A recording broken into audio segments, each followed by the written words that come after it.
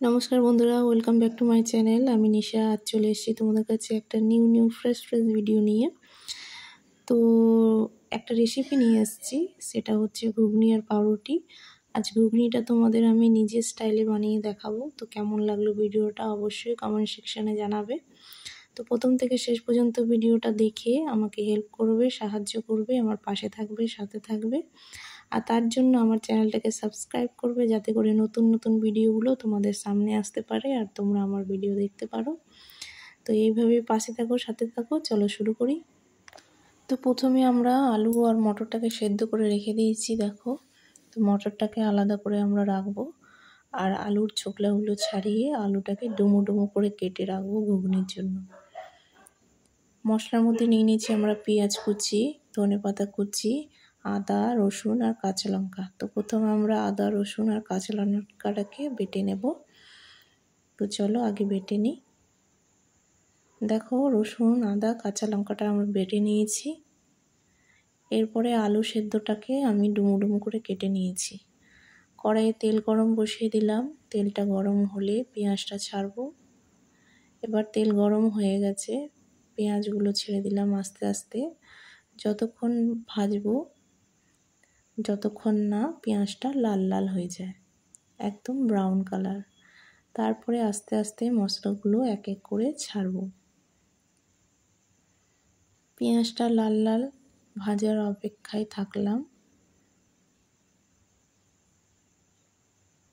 দেখো, পেঁয়াজটা লাল লাল করে ভাজা হয়ে গেছে। এবার আমরা আদা, রসুন, কাঁচা লঙ্কা যে বাটা ছিল ওটা আস্তে করে ঢেলে দেবো। এরপর ততক্ষণ নাড়াবো যতক্ষণ রসুনের কাঁচা গন্ধটা না চলে যায়। রসুনের তো খুব একটা তীব্র গন্ধ থাকে।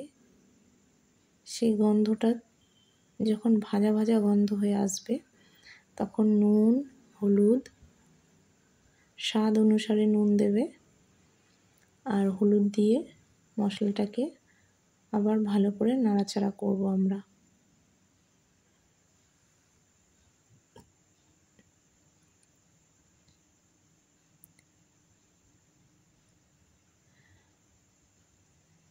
আমাদের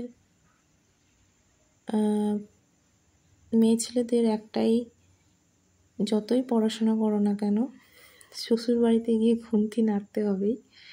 এটাই হচ্ছে কপালের লেখন আর কি আমাদের।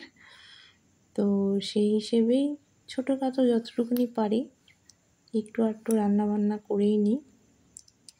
আগে তো কোনোদিনও রান্না করিনি বিয়ের আগে, তো অল্প স্বল্প রান্নাবান্না করছি। দেখো, মশলাটা ভাজা ভাজা হয়ে গেলে একটু মিক্স মশলা দিলাম। এই মিক্স মশলাটা দিলে ঘুগনির টেস্টটা খুব সুন্দর আসে। তার জন্য মিক্স মশলাটা দিয়ে ভালো করে নাড়াচাড়া করে এরপর আমরা যে আলু সেদ্ধটা রাখা ছিল সেই আলু সেদ্ধটা দিয়ে দেব। দিয়ে দেওয়ার পর এবার আলুটাকে ভালো করে নাড়াচাড়া করব যতক্ষণ না আলুর গায়ে মশলাগুলো সমস্ত লেগে যায়। দেখো কত সুন্দর আলুর কালারটা হয়ে যাবে মশলার সঙ্গে মাখানোর পর। তারপরে আমরা যে মটর সিদ্ধটা রাখা ছিল সেই মটর সিদ্ধটা ঢেলে দেব এই মশলার মধ্যে। দেখো, এই মটর সিদ্ধটা আমরা যে সিদ্ধ করে রেখেছিলাম এই মটর সিদ্ধটা মশলার মধ্যে ঢেলে দিলাম। এবার নাড়াচাড়া করে একটু কষাবো। কষানোর পর ভালো করে কষাবো যাতে করে মটরের গায়েও মশলাগুলো লেগে যায়।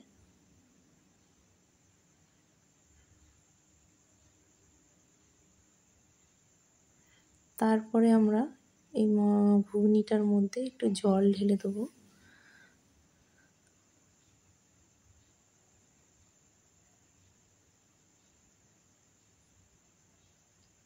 জল দিয়ে আবার আমরা হালকা করে নাড়াচাড়া করে নেব। আমার জলটা একটু মনে হচ্ছে কম হয়ে গেছে, আর একটু জল দিতে হবে।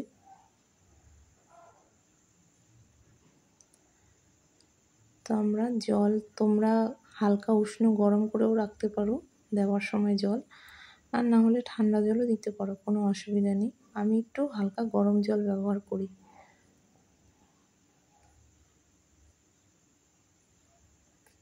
দিয়ে নাড়াচাড়া করে এবার আমি ঢাকা দিয়ে রেখে দেবো। তারপরে দেখো আমাদের যে ধনেপাতা কুচি ছিল ওটা আমরা ঘুগনির উপরে দিয়ে এরপরে ঢাকা দিয়ে রেখে দেব। দেখো আমাদের তৈরি হয়ে গেল ঘুগনি। কেমন লাগছে দেখতে? এবার আমরা গোটা কয়েক পাউরুটি নিয়ে নিয়েছি, এটাকে সেঁকে নেব। তার জন্য আমাদের তাওয়া বসাবো। তাওয়া বসিয়ে নিলাম আমরা, তাওয়াটা গরম হয়ে গেছে। এরপরে পাউরুটিগুলো এক এক করে আমরা সেঁকে নেব।